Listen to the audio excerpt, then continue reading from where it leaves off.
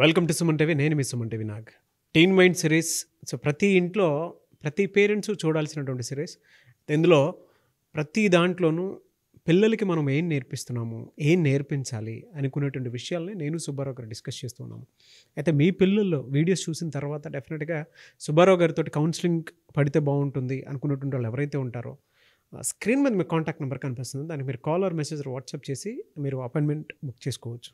So coming to subject, చాలామందిలో మనం చూస్తూ ఉంటాము, అంటే అవసరం లేనటువంటి విషయాల్ని ఆలోచించుకొని తెలియనటువంటి ఆందోళనలో వెళ్ళిపోతూ ఉంటాం. ముఖ్యంగా పిల్లలు పెద్దవాళ్ళు అనేటువంటి తేడా కూడా ఉండదు ఆందోళన అనేటువంటి విషయానికి.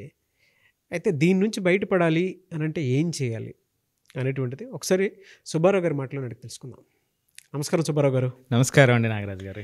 సో పిల్లలు పెద్దవాళ్ళు అని తేడా లేదన్న మనిషిలో ఒక తెలియనటువంటి ఆందోళన ఎప్పుడూ మనల్ని వెంటాడుతూనే ఉంటుంది. అవునండి. దాన్ని ఎలా ఆపాలి? ఈ రోజుల్లో మరింత సర్వసాధారణం అయిపోయింది. అవును, ఈవెన్ పెద్దవాళ్ళలో కూడా. ఇది అర్థం చేసుకోవడానికండి ఒక చిన్న కథని చూద్దామండి.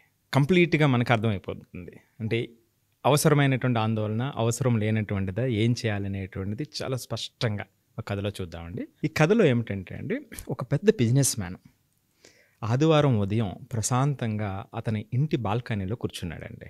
బయట నేచర్ని చూస్తూ ఒక టీ తాగుతూ అలా గడుపుదాం కాసేపు అని అనుకున్నాడు, రిలాక్స్ అవుదాం అనుకున్నాడు. కూర్చున్నప్పుడు అతని దృష్టిని ఒక చీమ, చిన్న చీమ ఆకర్షించింది. ఏం చేస్తుంది ఆ చీమ అంటే, ఒక ఆకుని, దానికన్నా పరిమాణంలో ఎన్నో రెట్లు ఉన్నది, దానికన్నా బరువులో ఎన్నో రెట్లు ఉన్నటువంటి దాన్ని ఆ చీమ లాగుతూ వెళ్తూ ఉంది. ఆకుని. సో ఆ ఆకుని లాగుతూ వెళ్తూ ఉంటే ఆ మధ్యలో వచ్చేటువంటి చాలా అడ్డంకులు వస్తున్నాయి. అయినప్పటికీ తన గమ్యాన్ని చేర్చడం కోసం దారిని మార్చుకుంటూ ముందుకు వెళ్తూ ఉందండి. ఆ సమయంలో ఒక ఆసక్తికరమైనటువంటి విషయం జరిగింది. మధ్యలో పగుళ్ళు కనిపించినాయి. ఆ దారిలో పగుళ్ళు కనిపించినప్పుడు మరి చీమ అందులోకి వెళ్తే దీన్ని ఎలా లాక్కుని వెళ్తుంది? పడిపోతుంది కదా.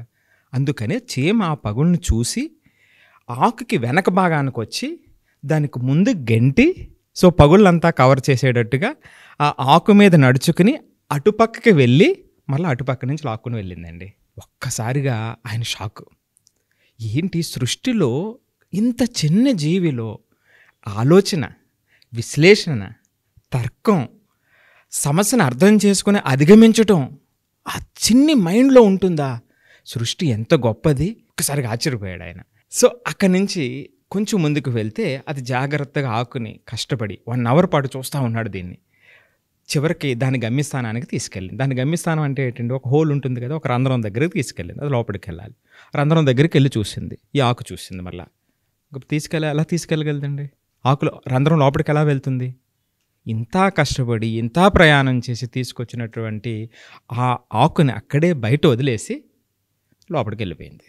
సో ఇదంతా చూసిన తర్వాత ఆయనకి ఆ చీమలో ఉన్న ఒక లోపం కనిపించింది. ఏంటి సార్ అదే? ఏంటి ఇంత కష్టపడి ఇంత సవాళ్ళతో కూడినటువంటి ప్రయాణాన్ని చేసి చివరి దాకా వచ్చి గమ్యం వచ్చే టైంలో అది ఉపయోగం లేకుండా వదిలేసి వెళ్ళిపోయింది. ఈ చీమ సవాళ్ళతో కూడిన ప్రయాణాన్ని మొదలుపెట్టే ముందు గమ్యాన్ని చూడలేకపోయిందే. సో ఇంత కష్టపడినా అది నిరుపయోగం అయిపోయింది కదా అని ఆయన గమనించినటువంటి లోపం అన్నమాట అండి.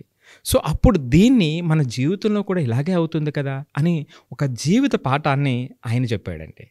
ఏంటి ఆ జీవిత పాఠం అంటే, మన జీవితంలో కూడా చాలా విషయాలు, ఉదాహరణకి ఉద్యోగం కోసం చింతిస్తాం, కుటుంబం కోసం ఆలోచిస్తాం ఎక్కువగా, లేదా ఫ్రెండ్స్ గురించి ఎక్కువ ఆలోచిస్తాము, లేదా మనకున్నటువంటి వస్తువులు, అంటే ఇది కొనాలి అది కొనాలి అనేటువంటి వస్తువులు ప్రపంచంలో ఆలోచిస్తూ ఉంటాం.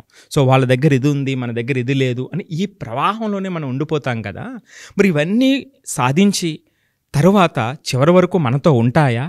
సో మనం వెళ్ళిపోయేటువంటి టైంలో ఇవేమైనా ఉపయోగపడతాయా? అంటే మనం వెళ్ళిపోయేటువంటి టైం అంటే మన సమాధి అయ్యేటువంటి టైంలో ఇవేమో ఉపయోగపడం కదా అనేటువంటి ఆలోచన ఆయనలో వచ్చిందన్నమాట అండి. అంటే చివరిగా జీవితంలో ప్రతిసారి కూడా మనం కోల్పోతాము అనేటువంటి భయంతోనే వీటిని భారంగా మోసుకుని వెళ్తున్నాం తప్ప ఇవి నిజంగా సమయానికి ఉపయోగపడినటువంటివి. సో లేని ఆందోళన వీటి వల్ల మనం తెచ్చుకుంటున్నాము అని ఆయన కథను ముగించాడండి. అవసరం లేనటువంటి ప్రెషర్, అవసరం లేనటువంటి ఒత్తిడి, అవసరం లేనటువంటి ఆందోళనని మనం రోజు మోస్తూనే ఉంటాం. అన్నెసెసరీ థింగ్స్ కొనుక్కుంటూ ఉంటాము, దాని మీద ఎక్స్పెక్టేషన్స్ పెంచుకుంటాము, అవసరం లేనటువంటి బంధాలు పెంచుకుంటూ ఉంటాము, దాని మీద మళ్ళీ ఎక్స్పెక్టేషన్స్ ఉంటాయి. లేని దాన్ని మళ్ళీ ఊహించుకుంటాము, అది వచ్చేంత వరకు ప్రయాణం. సో ఎక్స్పెక్టేషన్స్లోనే చాలా పెద్ద తప్పు ఉంది. ఎస్, ఇందులో మీరు చెప్పిన దాంట్లో జీవిత పాఠం, మన పని మనం ఏదైతే మనకు ఎంత అవసరం అయితే ఉందో అంత ఎగ్జాక్ట్లీ అవసరం అండి. ఎస్ తీసుకొని చేసుకున్నంత ఉత్తమం లేదు. ఎస్, చీమ ఎట్లయితే వదిలేసి వెళ్ళిపోతూ ఉంటుందో రేపటి రోజున మన జీవితాన్ని, దాంతోపాటు మన సోల్ని కూడా ఆ విధంగానే మనం వదులుకొని వెళ్ళాలి. సో ఎస్, ఎక్కువ ఇబ్బంది పడకుండా ఎంత తీసుకోవాలో అంతే తీసుకొని దాన్ని పూర్తిగా అనుభవిస్తే కానీ జీవితం తాలూకు జ్ఞాపకాలు మిగిలిపోయి ఉండవు. లేదంటే రోజు ఇంకలా ఆ చక్రంలో అలా తిరుగుతూనే ఆ ఆందోళనతో ఒత్తిడితోనే ఏం సాధించారు అంటే తిరిగి ఎవరితో టైం స్పెండ్ చేసామరా, ఏం జరిగింది అని అంటే వెనక్కి తిరిగి చూసుకోవడానికి ఏమీ లేదు. ఎస్, ఎక్సలెంట్ స్టోరీ అండి. ఎక్కడి నుంచి వస్తాయో కానీ అదరగొట్టేస్తున్నారు స్టోరీస్ అయితే. థ్యాంక్ యూ అండి. అయితే పిల్లల్లో ఇలా మీరు చక్కని కథ రూపంలో చెప్పారు కాబట్టి పెద్దవాళ్ళకి, పిల్లలకి, కుటుంబానికి అర్థమయ్యేలా ఉన్నాయి. కానీ కొన్నిసార్లు పిల్లలకి చెప్పాల్సినటువంటి భాషలో పెద్దవాళ్ళు చెప్పలేకపోతారు. ఎస్ అండి. పిల్లలకి సడన్గా కోపం వచ్చేస్తూ ఉంటుంది, సడన్గా బాధ వచ్చేస్తుంది, ఐసోలేట్ అయిపోతారు, ఎవరిని కలవరు, మాట్లాడరు, సరిగా చదవటం, రాయటం.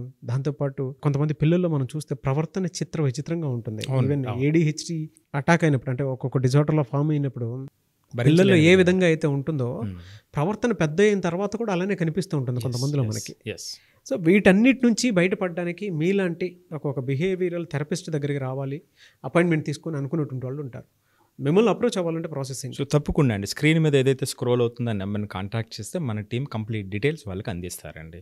సో ఖచ్చితంగా ఆ థెరపీ ఏదైతే ఉంటుందో వాళ్ళ అవసరానికి తగ్గట్టుగా ఖచ్చితంగా వాళ్ళు పొందొచ్చండి.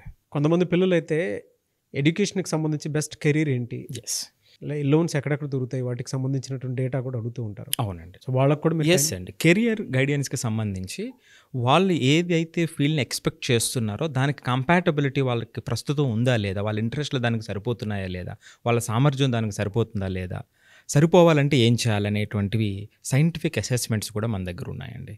సో దానితో పాటుగా కాంపిటేటివ్ ఎన్వైరన్మెంట్లో వాళ్ళకు వచ్చేటువంటి ఇబ్బందులను అధిగమించడానికి ఆ మెంటల్ స్ట్రెంగ్త్ని పెంచుకోవటానికి కూడా మనం కోర్సెస్ని ఆఫర్ చేస్తున్నామండి. ఆ నెంబర్కి కాల్ చేస్తే కంప్లీట్ డీటెయిల్స్ వాళ్ళకి అందుతాయండి. రియల్లీ ఫ్యాంటాస్టిక్ అండి. Thank you sir. Thank you so much Subbarao గారు. థ్యాంక్ యూ అండి. సో చూసారు కదండి వీడియో. ఈ వీడియోపై మీ అభిప్రాయాన్ని కామెంట్ బాక్స్లో పోస్ట్ చేయండి. ముఖ్యంగా మీరు కనుక మీ పిల్లల్లో ఏదైనా సరే అనే మీరు అబ్నార్మాలిటీ కనుక గమనించినట్లయితే, ఒక కౌన్సిలింగ్ అవసరం ఉంది అనుకుంటే దయచేసి మీరు డిలే చేయకుండా వెంటనే సుబ్బారావు గారు అపాయింట్మెంట్ తీసుకోవచ్చు మీరు.